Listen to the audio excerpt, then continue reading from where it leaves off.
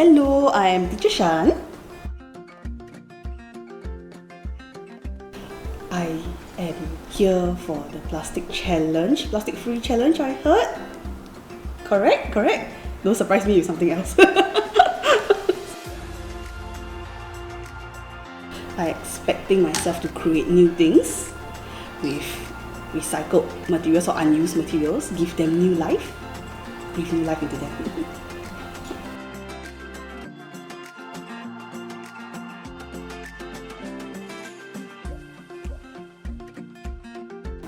Okay, may the force guide me to choose the right one.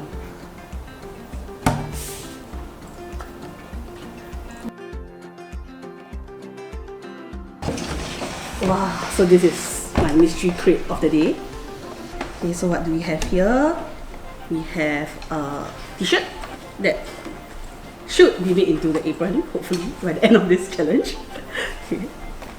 I love this. I used to have a lot of them in secondary school and then doodle all over my journals.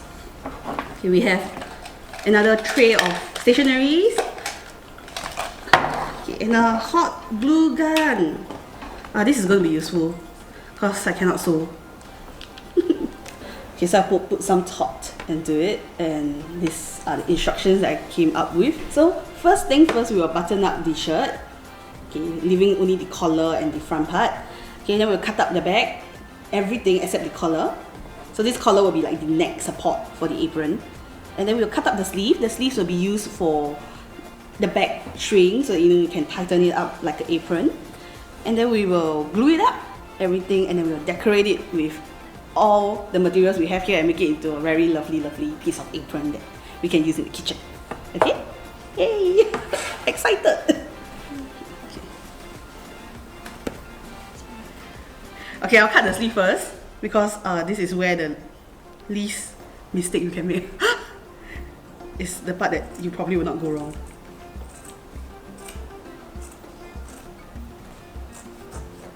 Okay, so now it's sleeveless. Okay, and then this part, because sleeves usually they are cut in the way that it's curved, so it can fit our shoulder.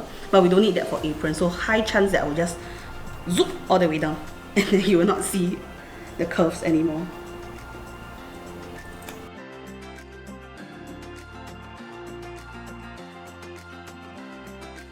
Okay, so now it's left with this. Okay, finish off the sleeves ready.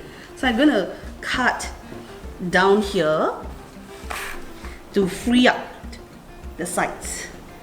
Okay, one technique that I have learned from my mother, if you want to cut something down, you just angle your scissors and then squeeze all the way down.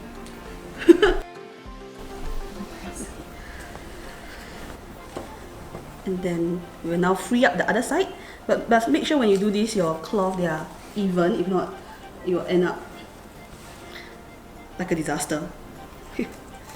Okay, this part is not doing well. Okay, so we free up the collar in front and the back part. So we're going to remove everything from the collar and below. So we must find the opening. Just cut off this part first because anything down here is unnecessary. Okay, so you see one straight piece. Okay, so something like this. Okay, we are going to go on further to remove this part so that you are only left with the collar. Okay, so how is this apron going to work? It's just going to button around the collar, and then of course this part will be gone later, and then you can just add on a string to the back, and the apron is done. First, let's make this part better by removing the sharp edges. So you see, it looks better now, right? So this is really up to your preference. If you think that it looks better with the curve, you can stay the way. Don't let anyone tell you what to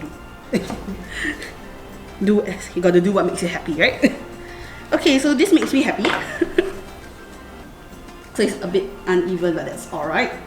So now we'll work on the sleeves. I'm going to remove this first, so it's easier for us later. I'm going to cut all the way down, so you will get 2 pieces of fabric. Same goes for this side. For the sleeves, it's okay because it's got 2, so you can afford to make a bit of mistakes. Because you don't need 2 sleeves. So depending on your length, you can choose which one, or you can choose both even. I'll take this and I'll cut into half to create 2 pieces of string. Okay, we'll remove this first so I can see. Must always keep your station clean, so you can see properly. 2 equal pieces. So this is the front, you see, with the buttons and all. And then this is where your neck should go in. So like this. So you can button it up to your preference. So this is how it looks like. And then with your 2 pieces, you just stick to the back so you will see it. And then you can tie it on. And then your apron is done. Okay? But of course you can add more things to it. Make it nicer, give a bit of you into it. So hopefully later I can inject a bit of me into this apron. Okay, we'll try to hem the apron. Hemming means that you fold in a bit, maybe like 1 or 2 cm, so that when it's in the front, you look neat and tidy. Okay, well, we'll be using a hot glue gun. Children at home, please be careful. If not, get daddy and mommy to do it for you, because this thing is very hot and sometimes it causes burns. Okay, I'm going to try it now. Hemming can go a bit by a bit, so don't have to worry. Must be quick, okay? If not, the glue will dry up. It's okay if it's imperfect. Okay, we learn from our mistakes. Oh yeah, if you're scared, right? Sometimes you can wear a glove to do it, to protect yourself from the burn. Okay, so this is one side hem up. So you can see the back had all the messy free lines inside. And the outside, it's like this, a neat and straight piece. If you use a sewing machine, you can double hem it, which means you fold 2 times. Yeah. But because this is a hot glue gun and it's slightly a bit more dangerous to double hem because you might touch your fingers and it cause burns, so I just do a single one. So let's move on to the next side. And don't rush into it. Don't just do a bit by a bit. Give yourself some time. Because if you rush if you were to glue one whole strip down, the top part might dry before you can even get to.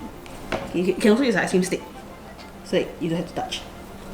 Also remember to put something underneath when you're using hot glue gun, so that the glue don't seep through and then ruin your floor, your table. So this side is also done. And then if you have some tiny imperfections like the fraying cloth, you can just take a scissors and cut it off. We don't want any of it. Bye. You can also touch up a bit if your hems don't stick. Sometimes if you're using a t-shirt like this, you don't have to hem it because it's already hemmed by thread. That is it for the front part. And now we will do up the sides. Okay, we can also hem this. Okay, let's have happy hemming. So now we have hemmed the sides. So this is how it looks like. You see it's clean, frayless. Okay, and then here also, frayless, clean. Okay, so now, and the 2 strings or like the 2 strips that we are going to use at the back is also hemmed.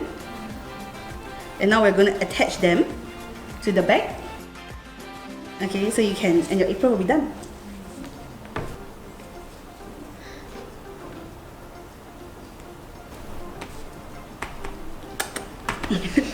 Remember this kind of like little cardboards or little wooden planks, very important when you do any kind of like hot glue or gluing projects, because you don't want to make a mess.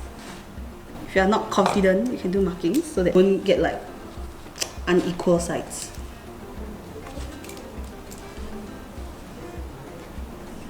You can use either fabric chalk or sometimes just a pencil will do. Okay, don't have to be 100% symmetrical. Okay, just estimate. So now we are done with our apron. I'm gonna test it on and see how it goes. this part, right, if it's like uncomfortable, you can choose not to button.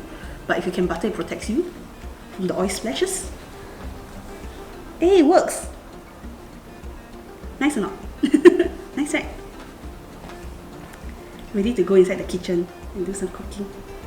Okay, on top of this, like if you have other materials, you can choose to blink it up, make it nicer. So previously I said like if you want to decorate your apron, you can breathe a little bit of you into it. So I breathe my entire being into this apron. My name is across, right and across. Can you see? S-H-A-N, that's right. It's me. Hi, so this is my apron with my logo on it, my brand on it. Okay, I can wear it now.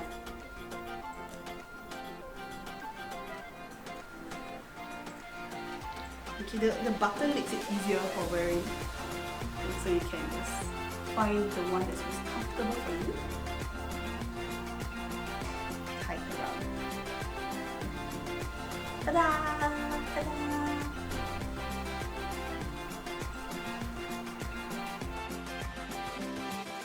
I find that it's slightly challenging, okay, but it's not that hard. Challenging in terms that when you first get a piece of clothes, it's very hard to imagine it as something else other than a piece of clothes, especially for blouse. So you have to think of how you want to do it, but it's not that hard after you started doing it. It's the process that I enjoy, and as you do it, you find more and more ideas coming on how you want to decorate, how you want to do it better. Yeah, so it's not that hard. I enjoy beading my name on it. I also enjoy just the process of repurposing a new product, an old product into something new. So you don't have to throw this away anymore. I can still use this. It's like the lifespan of this piece of cloth, this piece of t-shirt continues for maybe another few years instead of just tossing it to the bin. I feel good for this. Yeah, you're not going to the dustbin. You're going home with me. I think for reasons, right, it can differ from a lot of people. Let's start with reasons first, okay? Reasons I think can differ from a lot of people. Like on the environmental scale, you reduce your waste count because by upcycling, you are producing less demand, and then because you produce new things and produce less demand. So for every t-shirt that you make into an apron, lesser aprons are being produced. And when lesser aprons are being produced, you get lesser cloth waste, material waste.